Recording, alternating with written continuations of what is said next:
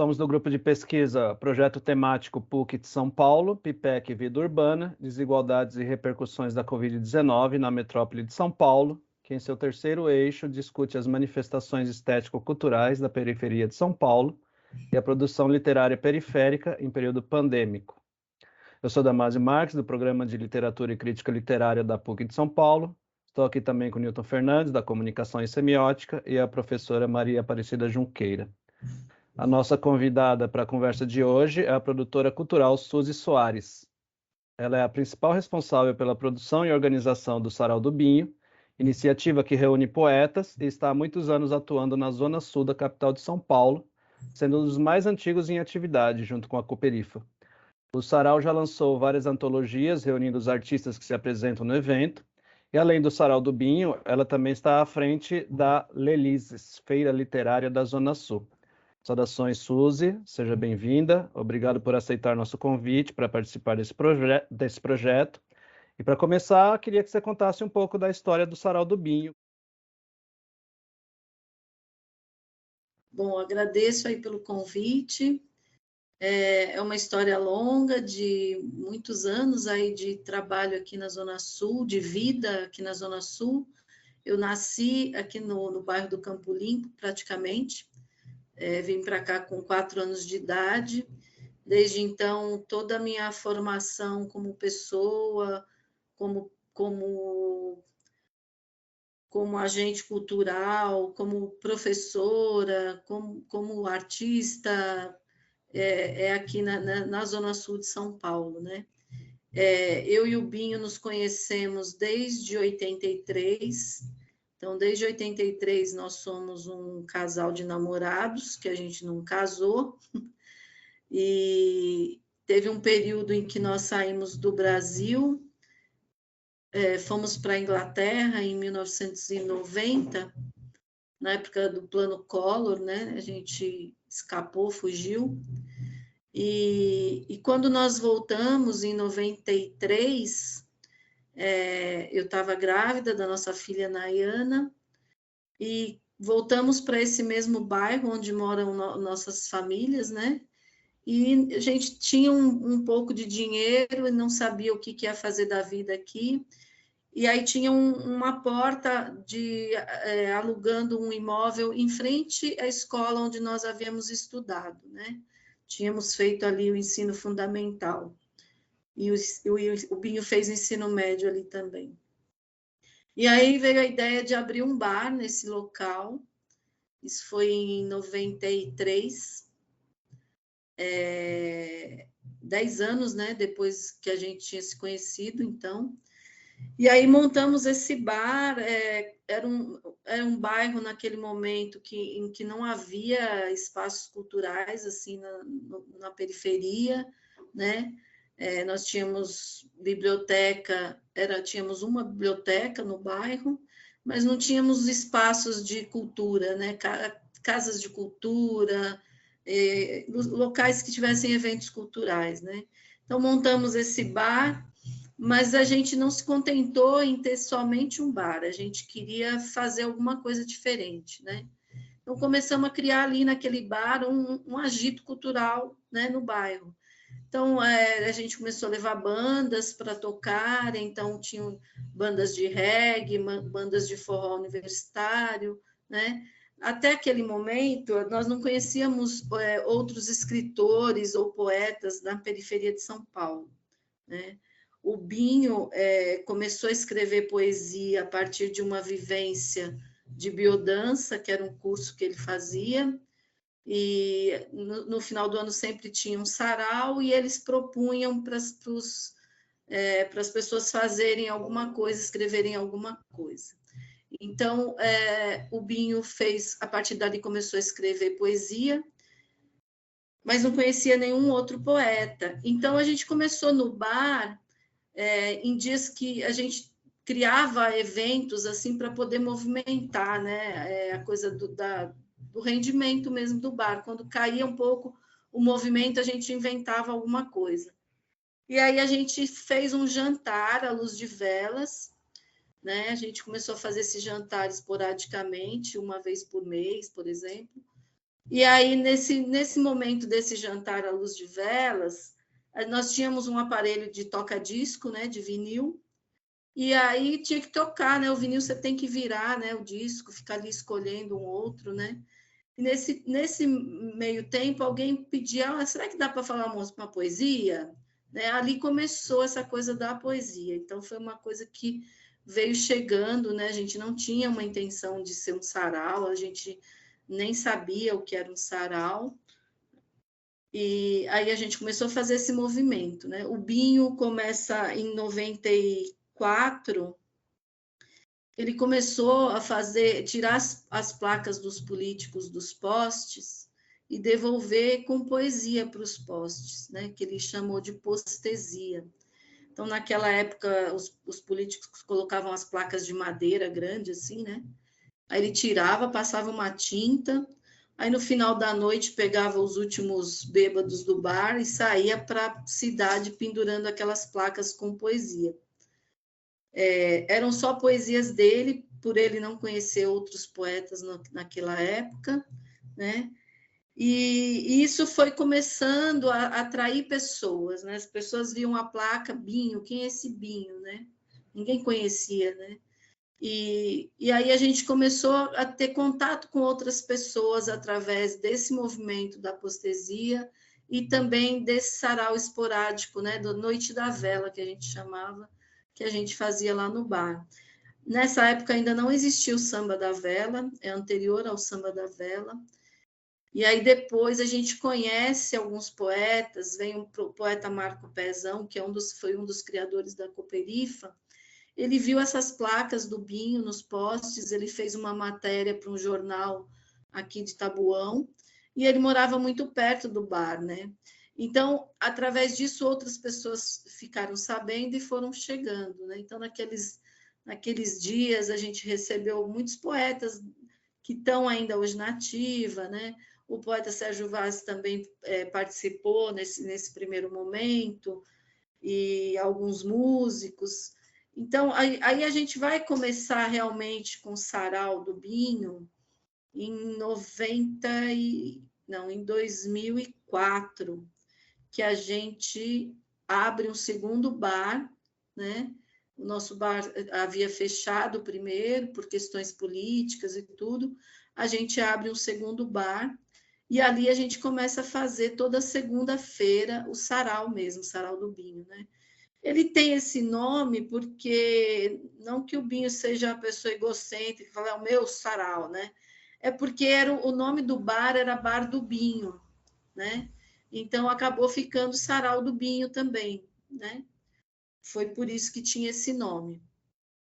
Então, assim, aí a gente começa com o sarau, realmente firme, assim, toda segunda-feira. A gente escolheu a segunda-feira porque era um dia mais tranquilo no bar, então a gente falou, bom, é um dia que a gente vai dedicar à poesia, né? No final das contas, acabou sendo o dia mais movimentado do nosso bar. Então, acontecia o sarau do lado de dentro, a gente não tinha microfone. Durante muito tempo, a gente trabalhou sem caixa de som, sem microfone, era no gogó mesmo, e com barulho da rua, de ônibus passando. Ao mesmo tempo, do lado de fora do bar, muita gente se encontrava e ali acontecia um outro movimento também tão importante quanto o sarau, quanto a poesia, que foi o encontro das pessoas, né? Porque o sarau ele é um catalisador, né? Ele foi o responsável pela união de várias linguagens artísticas da periferia que não tinham uma relação, não se conheciam. Então, tinham vários artistas de teatro, do rap, do samba, do grafite, mas essas pessoas não se conheciam. Então, elas começaram a se encontrar no sarau e a construir uma rede, construir trabalhos juntos, né? Começou a vir gente de outras regiões da cidade de São Paulo, porque eu, por exemplo, na minha infância no Campo Limpo, eu nunca tinha conhecido uma pessoa da Zona Leste ou da Zona Norte de São Paulo, né? Eu nunca tinha me deslocado para esses lugares.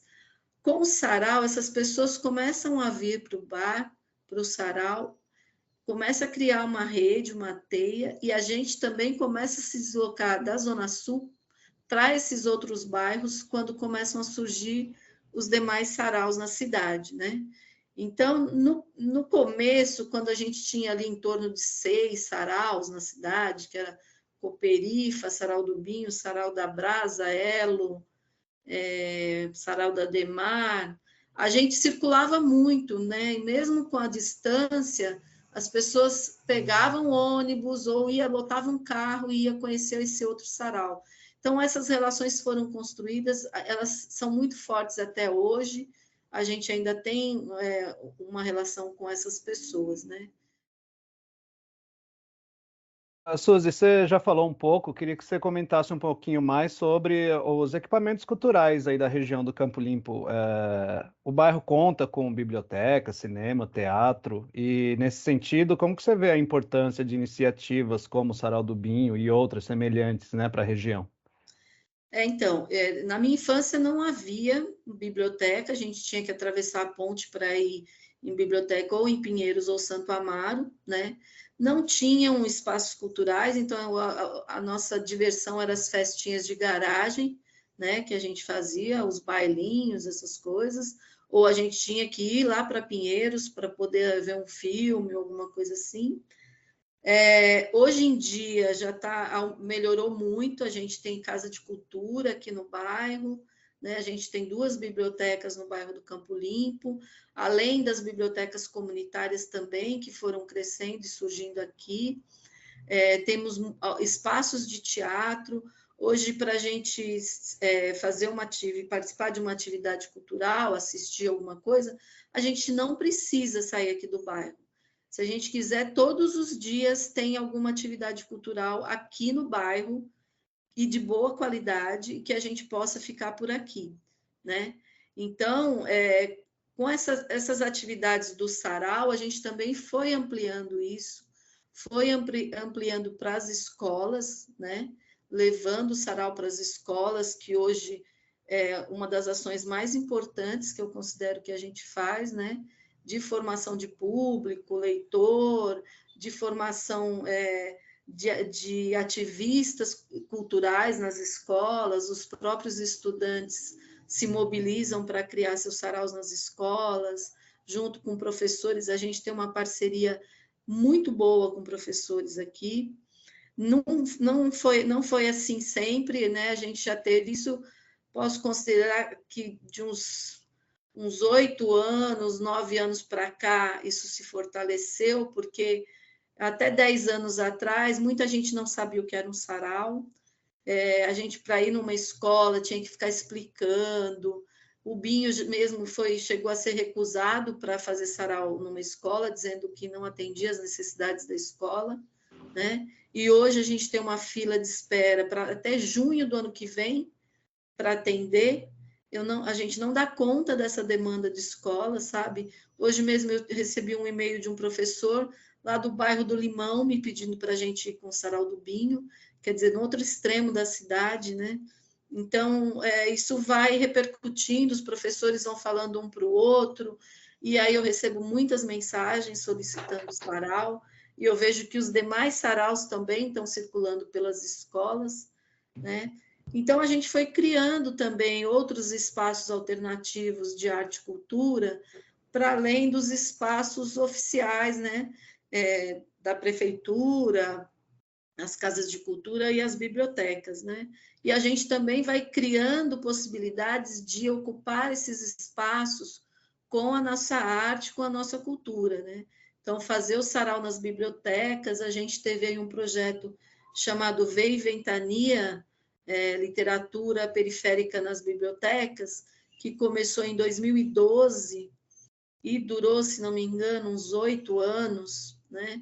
É que essa coisa da prefeitura muda a gestão e aí muita coisa volta para trás, né? Então, mas foi um projeto muito interessante porque a gente pôde criar um vínculo muito forte com as escolas do entorno da biblioteca, porque era uma atividade que a gente fazia mensalmente, então criava-se um vínculo com a escola, né? Porque quando você faz esporadicamente, aí muda o professor, muda o coordenador, às vezes você não consegue mais fazer.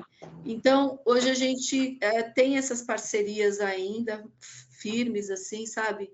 Tem uma escola aqui próxima de casa, que as escolas do município têm a AEL, não sei se vocês já ouviram falar, a AEL. Então, a AEL da Escola Ministro Sinésio Rocha, que é aqui perto, ela leva o nome do Binho, né? Pela importância que ele tem nesse território, por todo o trabalho que a gente já desenvolveu com essa escola. E aí é muito legal, porque os estudantes são crianças do 6º ano, 7º ano, e aí eles se reúnem uma vez por semana e eles ficam mandando mensagens para o Binho. Eles têm os livros do Binho, e aí eles ficam, Binho, como é que você fez essa poesia aqui? Por que você usou essa palavra? Eles mandam umas perguntinhas, é super divertido, assim, sabe? E o professor fala que eles ficam na maior ansiedade esperando a resposta. Parece aquelas coisas quando a gente mandava a carta e ficava esperando, porque o Binho é meio lento no processo da internet. Então, as crianças ficam muito ansiosas esperando a resposta, né? E a gente fez agora na Feira Literária da Zona Sul Feliz, nós tivemos uma mesa com o Binho e os estudantes da AEL Binho com o professor que coordena essa AEL. E foi muito bacana, sabe? Eles receberam cachê e tudo para participar dessa mesa. Foi de grande importância para eles, assim, um trabalho muito legal. Então, a gente começou com essa ocupação que a gente foi fazendo nesses espaços públicos, né, gerenciados pela prefeitura, a gente foi ampliando esse nosso trabalho também. Como funciona a Feira Literária da Zona Sul, né? E qual é a periodicidade dela? Bom, a feira a gente realizou a 8ª edição esse ano. Ela acontece normalmente no mês de setembro. Boa tarde. Tudo bem, Ana Cláudia? Está sem áudio. Vendo aqui. Como vai, Suzy? Muito prazer. Boa tarde, Damaso, Newton, Cida. É um prazer recebê-la e você nos atender. Muito agradecida. Então, a Feliz tem 8 anos, acontece normalmente na primavera, no mês de setembro. A feira começou em 2014, quando nós fomos contemplados com um edital do Rumos, do Itaú Cultural, para realizar ações nas escolas, e esse edital previa um dia de feira, né? Nós tínhamos, na época, R$20 mil para realizar uma feira. Só que aí a gente começou a fazer uma programação, e é tanta gente aqui só na Zona Sul, que a gente achava que tinha que contemplar nessa feira, que aí a gente ampliou para 20 dias. A gente foi buscar apoios financeiros por aqui, né? A gente teve um apoio do SESC, muito apoio dos artistas locais, né? Que quiseram participar, e foi uma feira muito bonita. Nós temos vídeos de todas essas feiras no canal da Feliz no YouTube, então dá para ver como é que funciona. A gente percorre, já teve mês da pandemia, teve um ano da pandemia que nós fizemos um mês de feira, foi uma loucura. Virtual, né? A gente fez virtual. Então, teve ano que a gente fez 2 semanas, aí a gente foi tentando enxugar um pouco, porque é uma coisa meio insana, né? Bem de coisa de louco, assim. Então, esse ano nós fizemos 6 dias de feira. Então, a gente percorre espaços culturais, escolas aqui da região, e encerramos na Praça do Campo Limpo, que é aqui o nosso quintal, aqui a nossa praça, né? Então, a gente leva atividades para as escolas de teatro, conversas com o autor, saraus, aí a gente faz bate-papo com autores, com pessoas que já são consagradas e outras que não, porque a gente gosta de trazer os autores e artistas consagrados, mas gosta de colocar eles juntos com os nossos, né? Então, nós já tivemos nomes assim muito importantes, a Conceição Evaristo, Mia Couto, Milton Ratum, Ricardo Azevedo. A gente desenvolve ações aqui também na garagem de casa, então nós já tivemos aqui o Milton Ratum e o Ricardo Azevedo conversando com estudantes aqui na nossa garagem, que é um projeto que a gente tem chamado Conversa Vai, Conversos Vem, né? Então a gente traz essas pessoas para conversar. E aí a gente faz essa mescla, né? Porque a gente acha importante trazer uma pessoa consagrada, mas para a gente o mais importante são os nossos artistas aqui participarem. Então, a gente tem esse cuidado na curadoria, né? Todo ano a gente tem um tema para a gente que norteia um pouco as atividades, né? Esse ano a gente falou sobre o tempo. O tema da feira foi Tem Poesia no Seu Tempo? Então, foi o que norteou um pouco a feira. Todo ano também nós homenageamos alguma pessoa do nosso território, não necessariamente um autor ou um artista, mas algum ativista, alguma pessoa que seja importante para o território, né? Então, já homenageamos Raquel Trindade, a Dona Neide, Dona Eda, que é do Cieja Campo Limpo, autores nossos aqui, Renato Palmares, Marco Pezão, enfim, esse ano foi a Dona Maria Villani, que é uma escritora lá do Grajaú, que tem um trabalho também muito importante na nossa região. Então, a gente vê muitas feiras homenageando artistas consagrados, nomes de pessoas que já morreram e tal, e a gente prefere valorizar e homenagear os nossos aqui, preferencialmente em vida ainda, né? Suzy, na Oi. pandemia, você poderia especificar como foi a feira? Sim. Então, nós durante 6 anos tivemos o apoio do PROAC Editais para realizar a feira, né? Que é um edital para festivais e feiras. Então, nesses 2 anos de pandemia, nós tivemos esse edital. Então, a gente tinha que cumprir e nós realizamos virtualmente. O primeiro ano foi assim um desafio enorme, né, para todo mundo que teve que fazer, né, essas coisas virtuais. Hoje nós estamos aqui fazendo essa conversa virtual tão tranquilamente, né? Quando foi em 2020, a gente estava desesperado, ninguém sabia fazer, nada funcionava, era convidado que a internet não funcionava, enfim, foi um sufoco isso, né? Então, foi um desafio muito grande, mesmo assim a gente conseguiu realizar. Então, temos também no YouTube gravado todas essas conversas, essas atividades. Então, tivemos atividades com crianças, mostrando o que eles estavam fazendo em casa durante a pandemia, contação de histórias virtuais, as conversas também foram virtuais. A dificuldade do virtual é que nem sempre, ao mesmo tempo que você consegue abranger muitas pessoas na distância, pessoas de outros países que podem assistir, de outros lugares, também tem aquela pessoa mais simples que não tinha o acesso à internet, não tinha uma internet de boa qualidade, não sabia mexer no computador ou no celular e que ficava excluído nesse momento, né? Então, a gente tentou criar alternativas para poder... Eu sempre... Eu tenho essa preocupação muito de mãezona, assim, de saber o que as pessoas estão precisando e tal. Então, quando começou a pandemia, eu falei, ai, meu Deus, eu sei que o fulano está sem trabalho, né? Porque eu sei da vida de cada um como é, né? E aí eu falei, o que eu posso fazer para ajudar essas pessoas, né? Então, fui buscando alternativas, fui me enfiando em grupos, buscando doações de cestas básicas. A princípio, eu comecei a fazer isso para ajudar os artistas locais. Aí, um dia, eu doei uma cesta básica para um carroceiro na minha rua. A partir daí, a notícia se espalhou. Então, começou a vir um outro público que eu não conhecia, que aqui perto da minha casa tem algumas favelas. Então, essas pessoas começaram a vir aqui. E até hoje eu atendo uma parte dessas pessoas.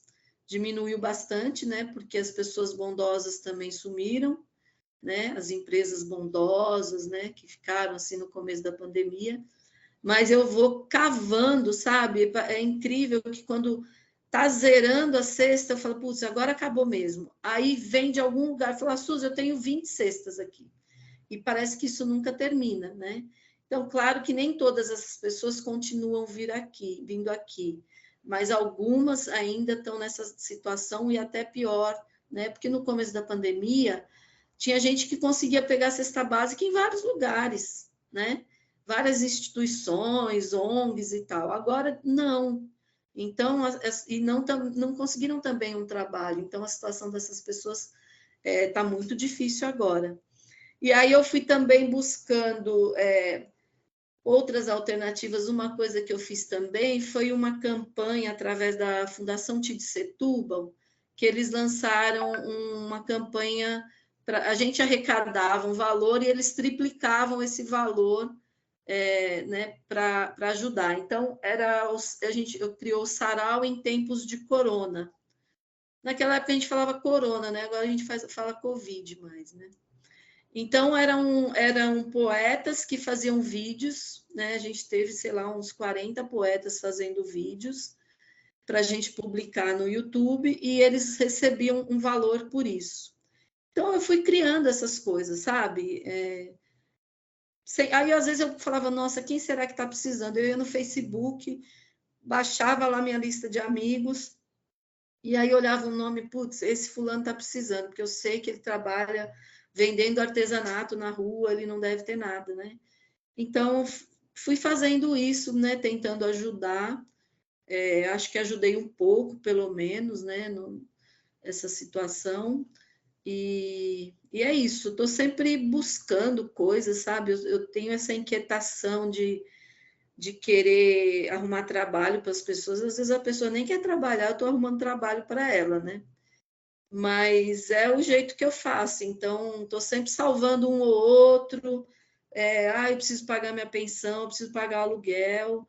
Já recebi algumas pessoas aqui na minha casa também que ficaram por períodos longos, assim, de 1 ano, artistas que estavam em situações difíceis.